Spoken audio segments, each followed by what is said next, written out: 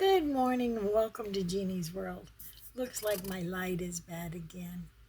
I tried to read this outside, but it didn't work. So my day by day today for May the 9th is He Found You. And I'm going to the lawyer today, so I wonder if this is a good message. You did not choose me, but I chose you and appointed that you should go and bear fruit, and that your fruit shall remain, that whatever that you ask the Father in my name, and he will give to you. John 15:16. Have you ever heard the expression, I found the Lord? This always puzzled me.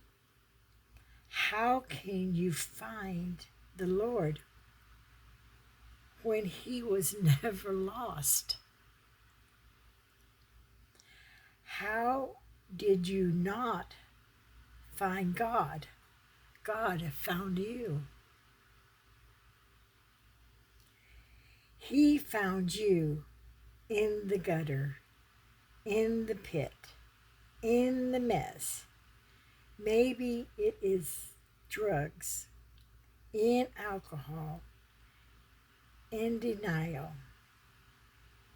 No, excuse me. In a defiled bed, in depression, in distress.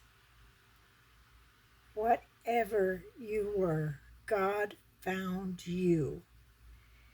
His mighty hand is able to rescue and save us from every situation. Nothing is too hard for God. Take a moment today and rejoice that God found you. Praise him for where he has brought you from. Thank God you are not still in that dreadful place where he found you and lost, hell abound. You have a reason that you should be taken from the gutter.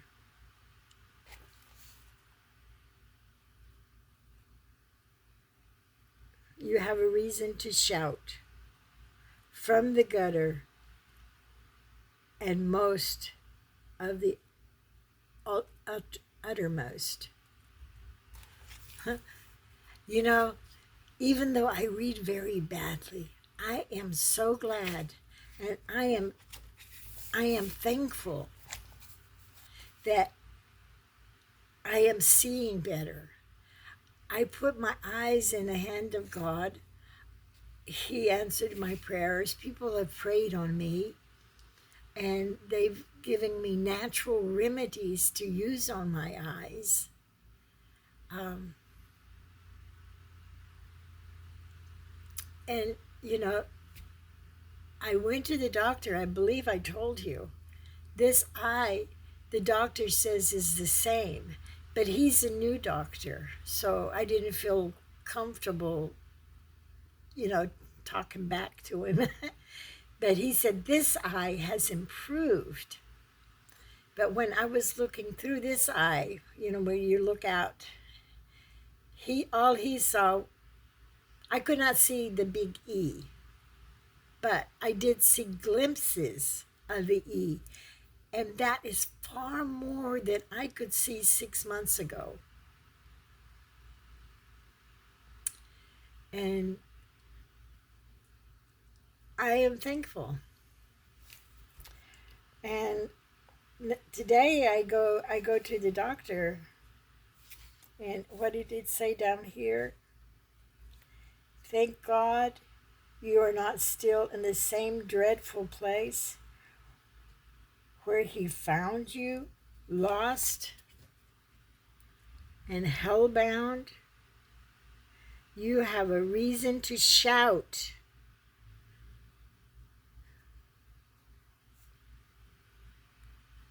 You know, I, yesterday, I believe it was yesterday. No, it was not yesterday. It was Tuesday because I worked yesterday and I still have to upload that video from the flea market. But I had just made a video and I was feeling really good, you know. And Miles is a very pleasant man, except when he's full of anxiety. And then just scratch his eyes out. He walks in the house and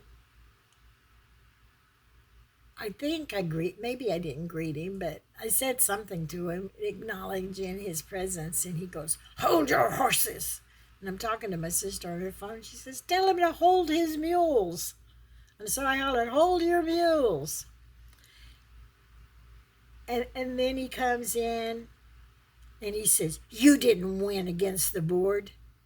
I covered my truck. And they just waving and smiling at me." I think I would find that irritable too. We're trying to suffice the board. I'm telling Miles, if he has a lot of stuff on his truck, not just boxes, but sometimes he puts other shelves and things like that we need at the flea market, and they just fall on top of everything. And sometimes we take bicycles, and those things fall on top, and it does look cluttered. But Miles puts his truck together very, very well. And so he's screaming and he's hollering that we didn't win. You know, it's over 90 degrees outside, and the only tarp he has covers his entire vehicle. And he's already finished working all day, dying from heat, and then he puts the cover on, and they just wave, "Oh, we got our way." And the thing is, no, they didn't get our way. I'm telling Miles, if the truck doesn't look good with his boxings on it, cover it. If it's going to rain, cover it. But if everything looks nice, leave it alone. Anyway, we're going to go to the lawyer, and the lawyer is going to advise me. And it's just, he was just so stressed out because he doesn't feel welcome here anymore. And he doesn't want me to be persecuted because he's here. And I don't want him persecuted because he's coming here. You know, there are so many men in this world who will not work for a living. They beat their wives, they cuss their girlfriends, they don't care about anything. Here we have Miles. He has an old truck. I think it's like 25 years old. Doesn't leak oil, doesn't make noise, doesn't smoke. It's very well maintained. I think about 4 months ago, a deer hit it crossing the street. The deer didn't look both ways. But the truck is in good shape. You know, it's got some scuffs on it for stuff being loaded in the trunk, but it's not a bad looking truck. And he takes care how he loads it.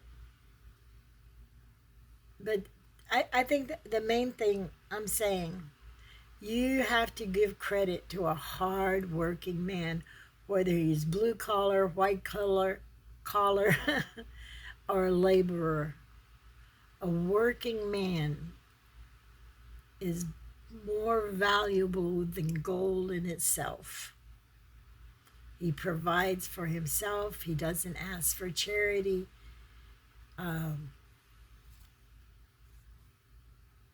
Some men make a lot of money.